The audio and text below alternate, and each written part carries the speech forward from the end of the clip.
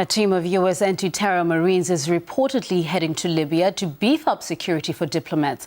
Let's get some reaction and analysis now from independent news editor James Corbett. Good to have you with us on RT, James. Now, the killed U.S. ambassador was Washington's envoy to the Libyan rebels during last year's revolution, which Washington backed. Will his death cause a break between two allies, or will the U.S. stance remain unchanged, you think? Well, I think that the U.S. is going to have to maintain their relations with the country in order to save face, because what this really has to represent, obviously we can't read too much into this situation at the moment, because as you say, it's sweeping across North Africa right now. But in the Libyan context specifically, we have to see this as a case of NATO's chickens coming home to roost after they were so complicit in the bombing, the carpet bombing of that country last year. And I think we have to see that at the very least, this type of incident, the storming of the embassy, the killing of a diplomatic official, just simply could not have happened. It would have been unthinkable under the Gaddafi government. So in order to maintain face, I don't think that we're going to see a falling out with the Libyan government and the National Transitional Council, which turned into the government in elections. I think we're going to see that the U.S. is going to maintain all diplomatic relations, but is going to beef up security, which I think is the predicted result of all of this. Now, Libyan militias seized huge stockpiles of weapons during the revolution. Some of the guns were reportedly turned on the U.S. consulate last night. Why haven't the militias been disarmed yet? Well, the question was who would be able to disarm them. I think that there's a false idea that's been floated in the American media, certainly, that Libya is a done deal and that was all wrapped up and all of the militias have been disarmed and everyone's been disbanded and gone back home. But people who have been actually keeping an eye on Libya since the American media turned its gaze away from that country have found that it has continued to have tensions and militias basically determining what's happening in various parts of the country. The fact that there is a government in Tripoli is kind of a government in name only in many respects and doesn't necessarily have control over the entire country. And this really just underlines that point, and the fact that the destabilization that occurred last year was not ultimately aimed at the freedom of the Libyan people generally and making it a better place, as unfortunately the American public has been told that was all about.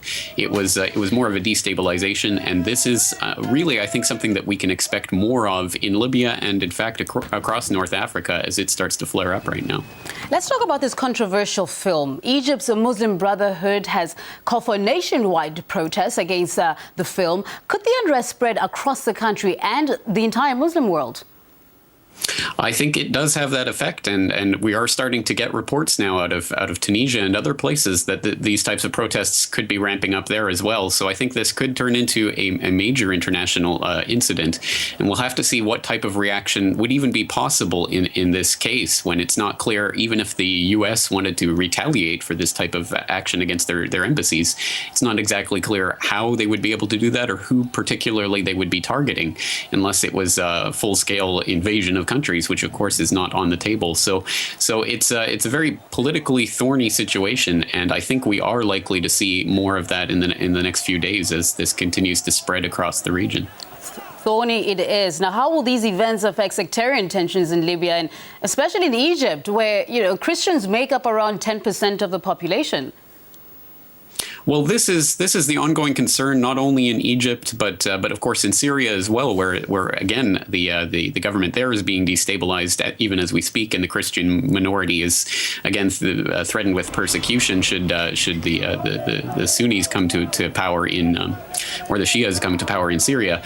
It's a difficult situation because in all of these cases there is this bubbling tension that has been contained for decades under the rule of someone like Mubarak or Gaddafi, which isn't to back up their regimes, their governments, but simply to say that this has been opened up with all of these Arab Springs, which I think were portrayed unproblematically as a win for the United States and for freedom and for NATO. But I think we're starting to see what this is really turning into, and it's not clear at this point where it's going or how it's going to play out, but it's going to have some larger ramifications.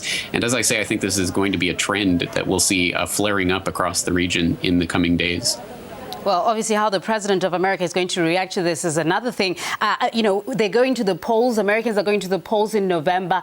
How do you think the voters are going to take this on? Do you think the presidential vote will have these events will have some kind of bearing in who wins and who will be commander-in-chief of America in the next couple of months?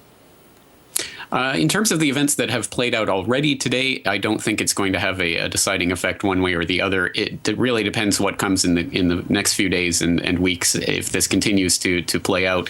We've already seen Romney try to score some points against Obama for not condemning this strongly enough. But again, I think most people see that for political rhetoric. So I don't think that's going to be changing many people's minds and probably will not have much of a sway on the outcome of the election. But again, it depends on how this plays out and what continues to happen from this point. What do you think is going to be the reaction from Washington? I think at this point, there's not much that they can do. As I say, I don't think that there's any way that they can specifically retaliate against the people involved here. I think it's going to have to take place at a more diplomatic level, and they're going to obviously send more security to their embassies in the region, but it's not really clear exactly what they can do other than work with the security forces in Cairo, in Tripoli, and in other places across the region. And at this point, I'm not sure there's much more they can do other than simply beef up security. James Corbett, live from Japan. Thank you very much for your time. Always good to hear from you. That was James Corbett, independent news editor, speaking to us here on RT.